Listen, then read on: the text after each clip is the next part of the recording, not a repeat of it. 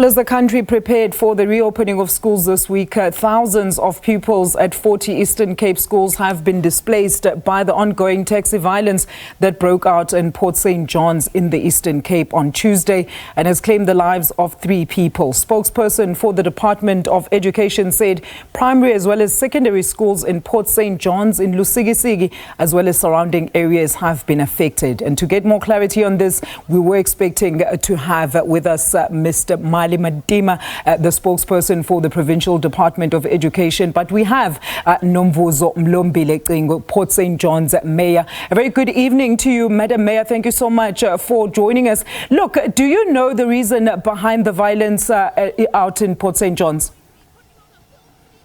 Thank you very much, Alicia. Good evening to you and also to the listeners and the residents of Port St. John's.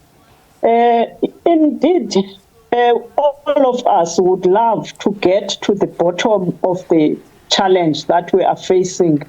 But basically, we know that the problem stems from Port St. John's Taxi Association and Uncedo Taxi Association in Lusikisiki.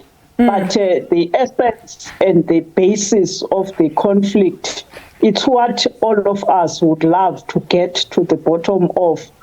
That's why, Alicia, we appreciate the intervention by our government through the MEC for Transport, Honorable Mata, and also through the instruction of the Premier. But also what has at least allayed some of our fears was the presence of Santaco, which is the South African National Taxi Council, which is the body that encompasses all of the taxi associations. So they were here yesterday.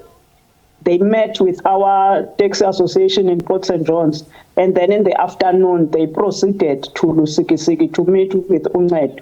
Though we are still to hear what they came out with in that last meeting, but they were able to brief me and some of the councillors about the meeting with the Border Taxi Association in Port St. John's, that this side is willing to go to talks, to go to anywhere where they can be able to sit down and talk. We are still awaiting that.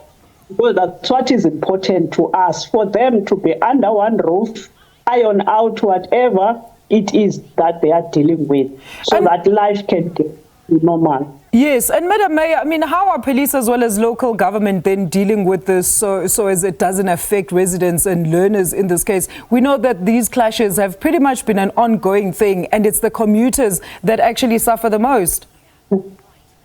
Yeah, it has affected us a lot.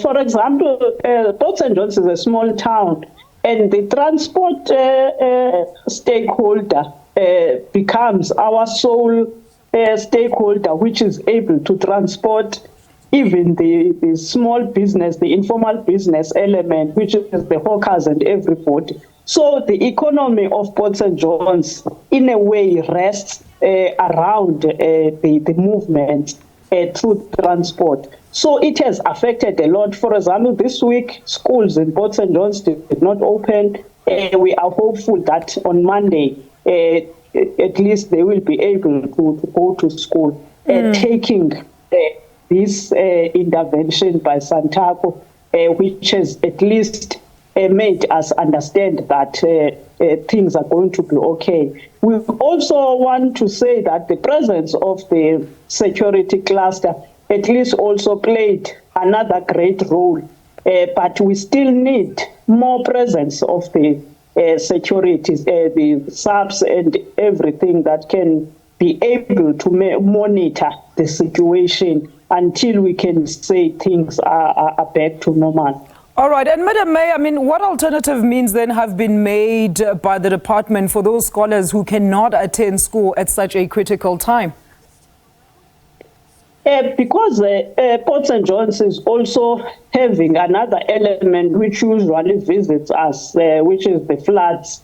We also had heavy rain during the week, and that was also another thing that hampered some of the things that the department could do But what was important, Alicia, was to make sure that the safety of the residents, the safety of the learners comes first. That's why the department issued a statement through the district director, Dr. Bayan, who said that at least they must make sure that this week at least they are at home, and then on Monday they proceed. But as I have said, the presence of Santaco at least made everybody now understand that they need to go to the negotiation table. And we believe that on Monday, through the presence of the police, they will be able to achieve that. All right. And Madam Mayor, I know I wanted to ask this from the Educational Department spokesperson, but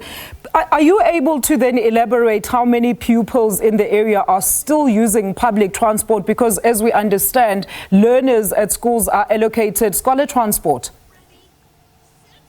Yes, almost all the learners travel in Port St. John's, whether they travel on foot or through transport.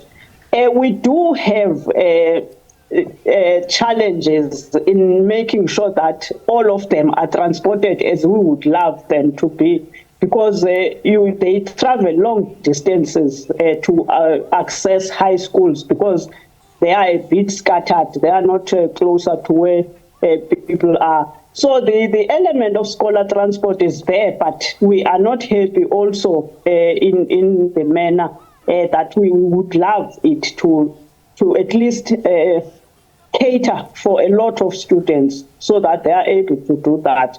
We cannot run away also, Alicia, on the fact that the infrastructure element in Port St. John's, because our area is an area it's our beauty rests on the presence of rivers in every ward. As we have 20 wards, almost every ward has a river. As a result, we had a backlog of 40 bridges. And that at times affects access to schools. But we are glad to say that there are bridges that are being built in Port St. John's by the collaboration with Transport and Sandaf. And also as the municipality, we are also doing that. But the floods also add to some of the challenges. We have schools not being accessible because of the infrastructure. So we also take that as the local government, that element also affects some of the performance of the students.